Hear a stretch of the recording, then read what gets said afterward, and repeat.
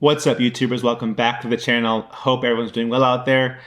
This is my entry into long-form content, like a podcast type episode with the premise of, or I guess the vibe of, we're just hanging out in my apartment, talking guitar, tone, lessons, influences, etc.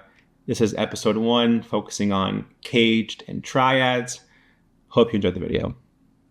Okay, so this is my first attempt at a podcast, or just more long-form content as opposed to a 11, 12-minute YouTube video. I think my goal with this is more as if you're hanging out with me in my apartment, you know, talking some theory, guitar, tone, etc. You know, you can hear the siren outside. We're in downtown Los Angeles. It's just what it is. And for today's topic, I really want to focus on maybe ground zero when it comes to understanding the fretboard and feeling the most comfortable across the fretboard and how to get there. Obviously, it's the CAGED system, in my opinion. In a perfect world, let's say we're in the key of, C major, right? You know, all these notes work in C major regardless of the order, right?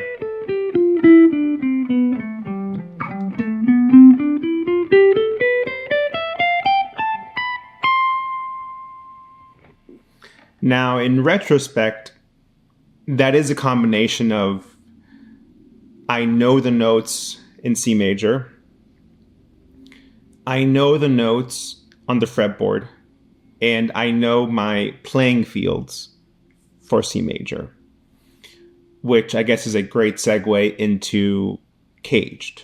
CAGED is how I see it and how I describe it. Again, it's all my thoughts, my opinions. It's just separating the fretboard into 5 playing fields, right? So we have our C shape, our A shape, our G shape, our E shape, our D shape, and then back to the very top.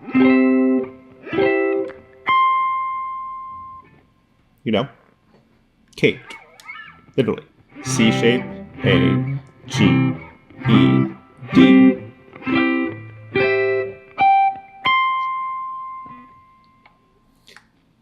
It's really not life-changing, but what you can achieve in understanding all those playing shapes really takes your playing to the next level.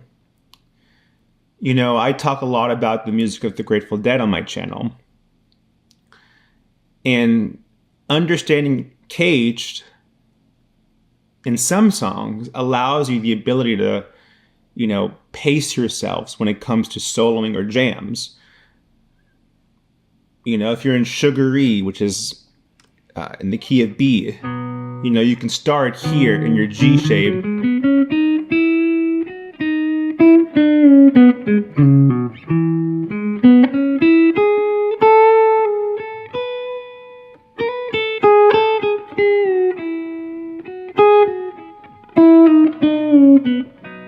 Right, then you can move up to your E shape.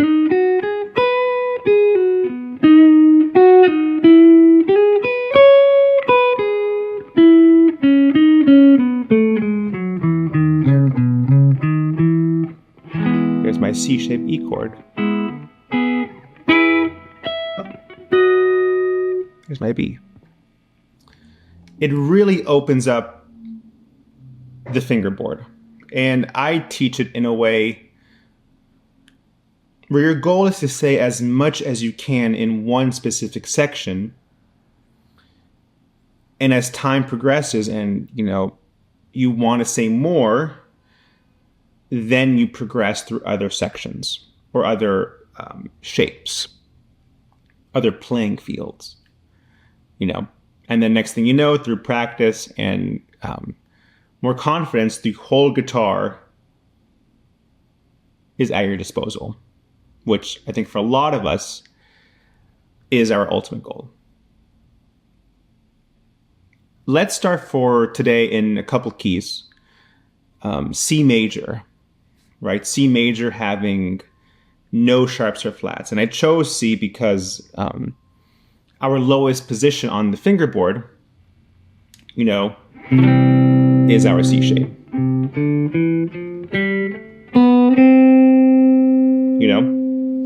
If we go now to our A shape, our G shape, our E shape, our D shape, and our C shape.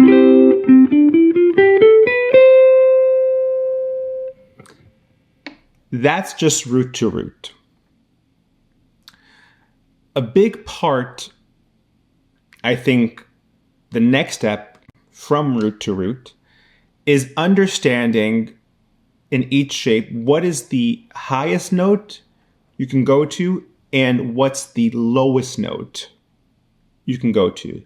So you have all 6 strings at your disposal. So if we do that same 5 positions, let's now approach them with the highest note and the lowest note. So taking from the top our C shape, our highest note we can go to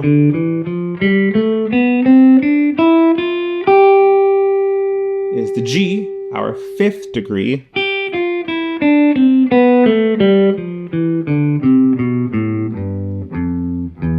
And then maybe our low E or our F, the 4th degree. If we go now from our A shape, same thing. Climb up the scale.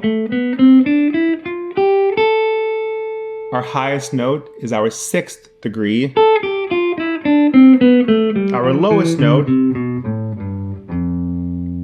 our 4th degree, that F. G shape.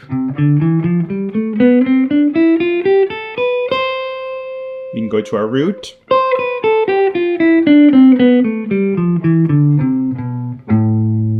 And our 6th degree is our lowest note. Our E shape.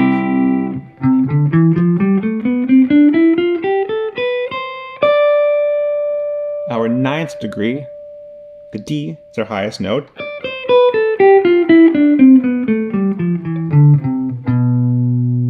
And our B, our major 7, is our lowest note. In our D shape,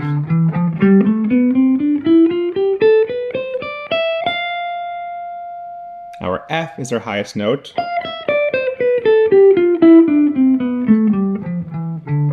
And then I would just say our root is our lowest note. And then it repeats up here.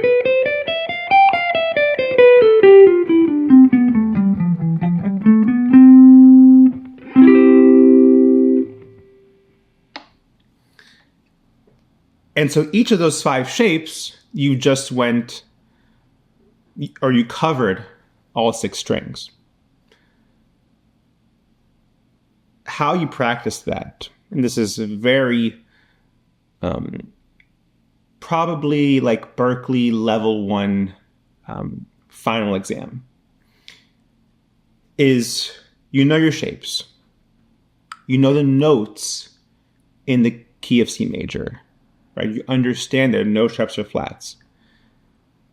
Okay, now let's quiz yourself, right? And I probably said this in past videos. I said this in lessons.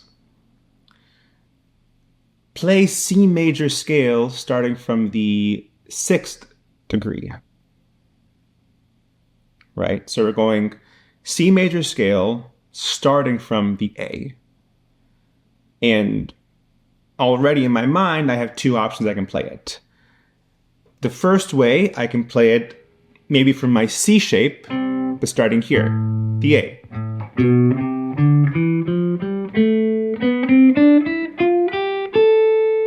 Right?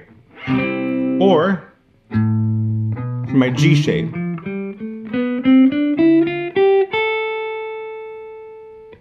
Which, if you know your basic theory, is just an A minor scale. Okay, let's do C major scale starting from, let's say, the third, the E. I would just go instantly maybe to the D shape. Oops.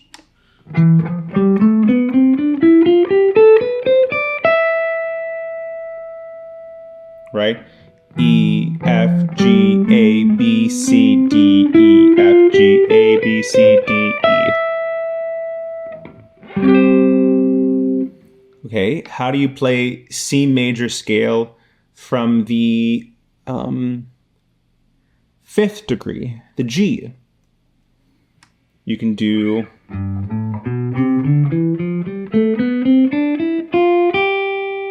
right, you can do your A shape, but G to G. G, A, B, C, D, E, F, G, A, B, C, D, E, F, G.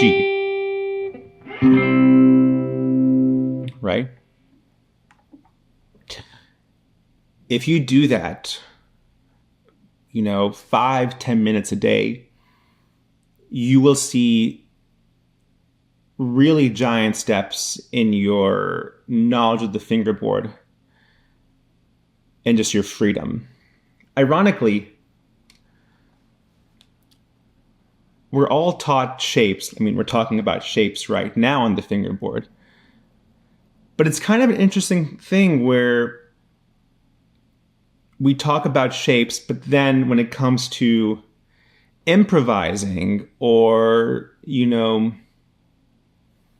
not thinking on the instrument, we don't think about shapes. I was thinking today on my morning walk with Elliot, it's very much akin to, let's say soccer. You guys know I love soccer. I'm a huge Messi fan. It's, if Messi had all this speed and talent, but he couldn't control a first touch, that's an issue. That's ground zero. You have to have a good first touch on the ball, and that'll dictate if you keep possession and you dribble or if you lose possession. If he gets a bad touch and it goes too far away from him, he can get tackled and injured. The first touch is everything. But also at this point in his career, he's not thinking about that. He's done it so many times. He's practiced for hours that it's second nature. He remains calm, under these big pressure environments. Or, it's Steph Curry with 3-pointers. I don't watch a lot of basketball. I only do watch NBA on TNT because I love the crew. And I have been watching NBA on TNT for as long as I can remember.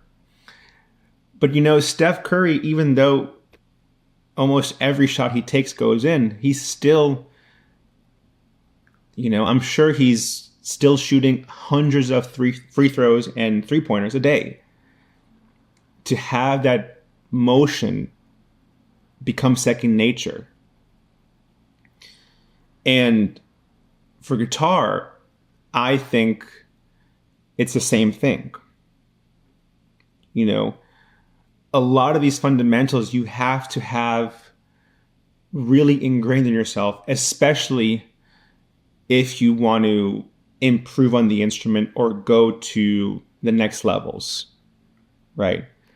I know a lot of people who may not know a lot of theory, but they know how to play their ass off, right?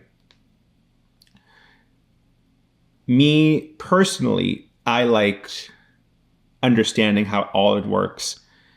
I was really ingrained at Berklee to, be a master of your craft. And that's what I want to be. I want to be a master of my craft in what I do on guitar. And I think fundamentals is ground zero. The other day on a Zoom lesson, was it last Sunday? The Zoom? I forget when it was. But the student had asked me, when do you practice these scales and triads, etc.? And may not be the most sexy answer or like the cool answer, but I do all this when I watch YouTube at the end of the day. You know, on Mondays, that pedal show has their Q&A, and I'll watch it at night and just run scales. It's not really musical, right? But I have to do it.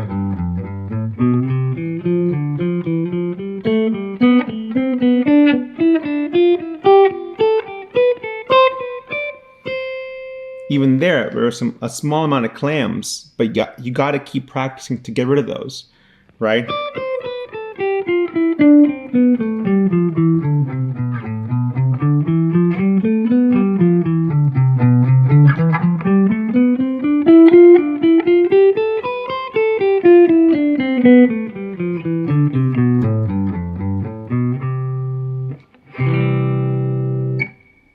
You're not going to get a gold medal because you can play all your scales perfectly up and down the neck. No, but it's ground zero for everything else afterwards, right? Technique, keeping your right hand relaxed and smooth, you know, not like lifting your fingers up all the time. One of my favorite bass players in town is Sean Hurley. And when you watch Sean play bass, his left hand is barely moving and he's covering the full song. It's incredible. That's where I want to be on the instrument as well. You know, composed, but understanding that I don't have to do a lot of movement in my left hand to cover certain notes. When you want to go from C major, in comes the circle of fifths. To me, the circle of fifths is just important for understanding key signatures, you know, which is what we'll do now. Going up a fifth from C, 1, 2, 3, 4, 5, we get introduced to the key of G, which brings in our first sharp, right? F sharp. Right there.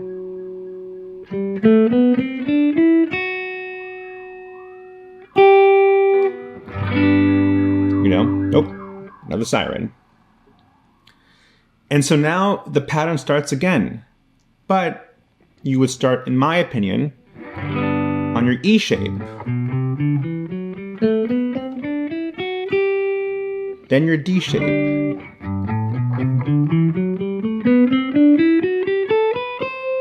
Right? C shape.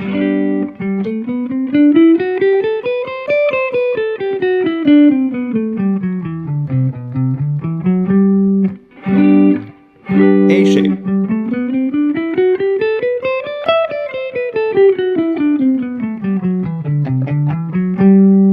And then finally, your G shape. Ah.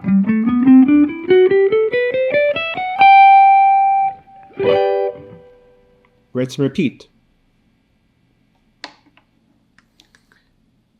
Go up a fifth, and now you're in D major.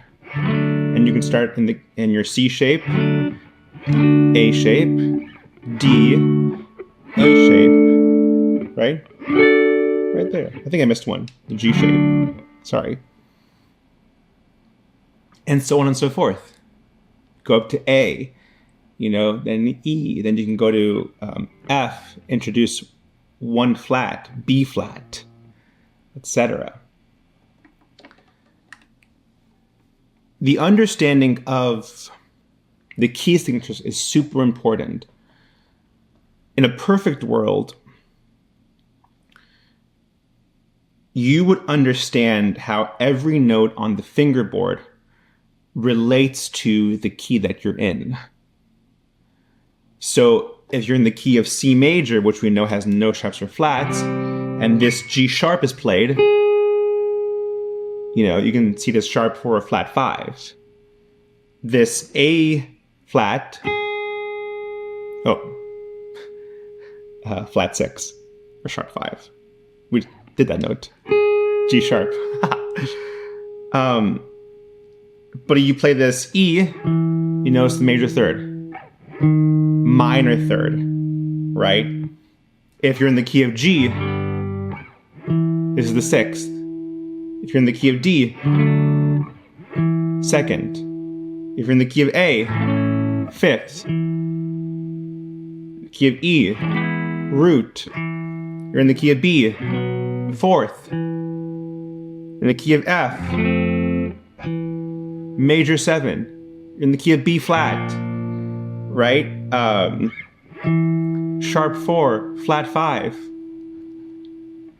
You know what I mean? And understanding what notes, how many sharps or flats are in the specific key I'm in, the whole fretboard is at your disposal. You only see the green notes appear indicating the right note. I also say there are no wrong notes. It's just tension and release, but that's a different story. So combining CAGED, the shapes in the instrument, these different playing fields,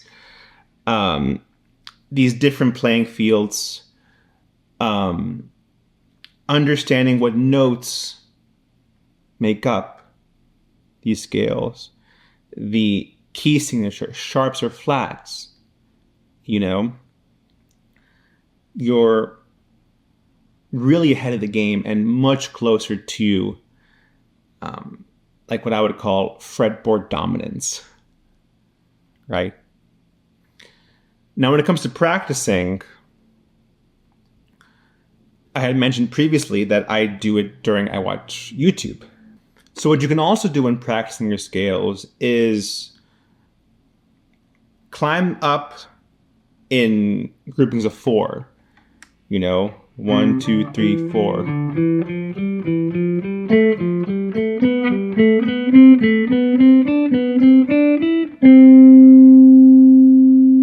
Notice how my fingers aren't lifting off the fingerboard a lot.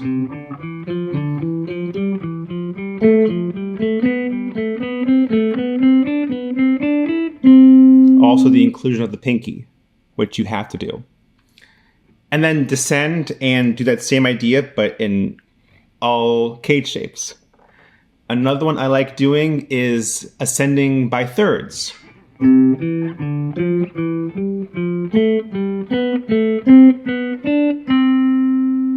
Right? And again, descending in all CAGED shapes. Another one is you can spell out the arpeggios of the diatonic chords in the key that you're practicing in. So in the key of C, right?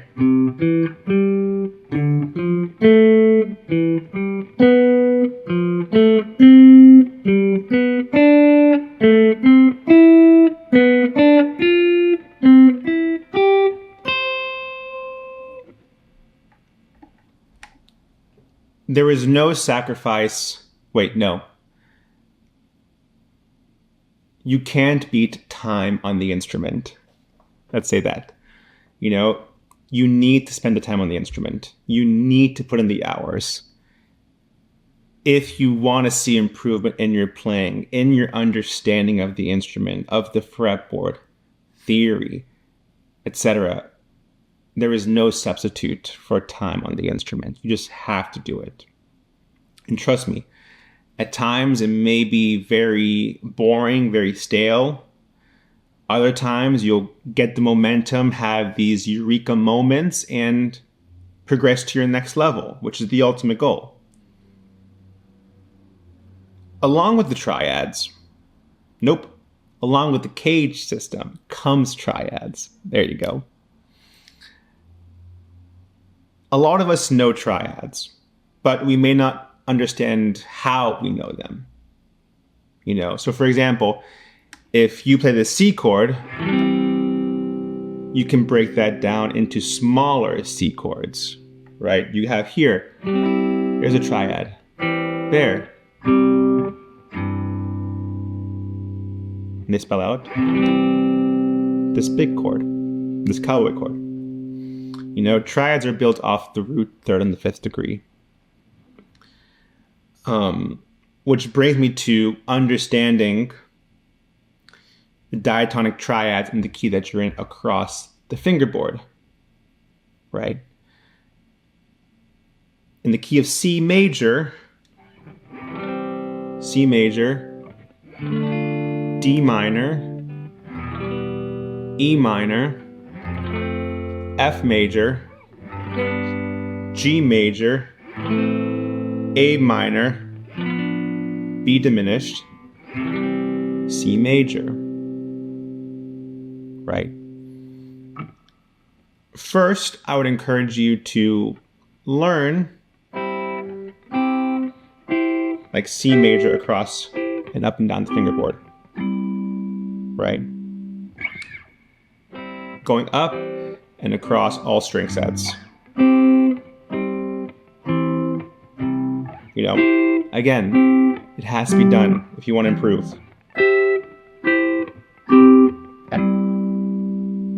Same thing with minor, Add that all up together with the chords, the key that you're in. You can do something like C, D minor, E minor, F, G, A, B, C. Ultimately,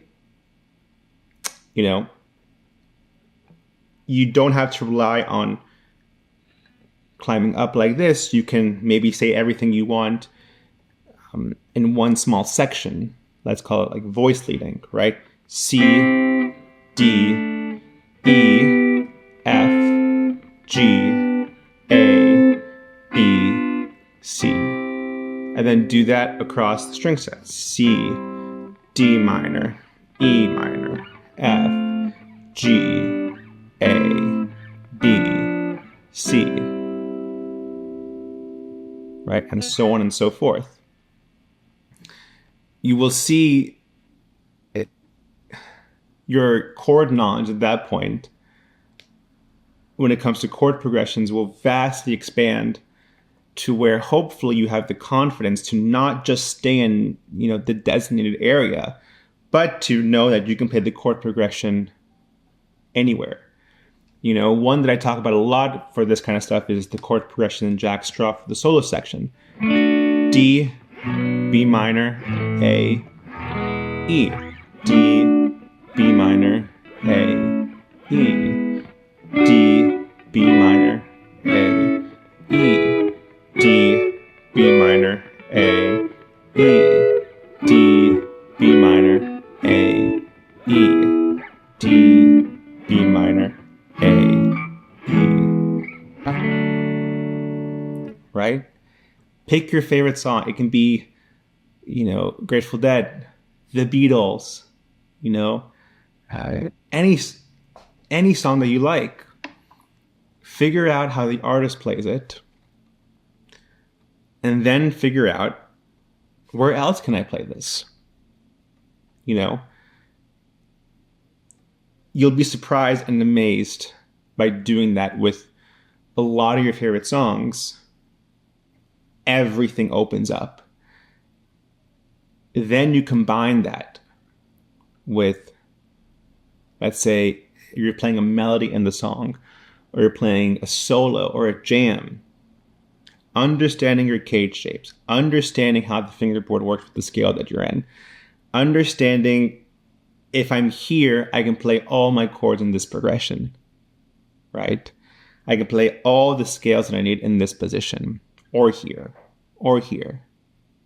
right?